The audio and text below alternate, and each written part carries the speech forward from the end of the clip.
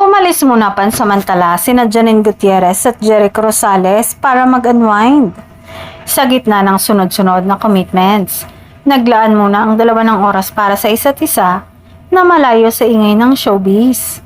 Ayon sa mga nakakita, spotted daw ang couple sa ilang sikat na spot sa Hong Kong.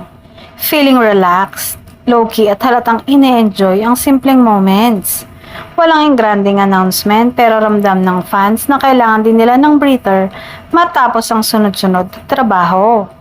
Si Echo ay abala sa patuloy na pagpopromote ng pelikula niyang The Loved One na patuloy ang magandang takbo.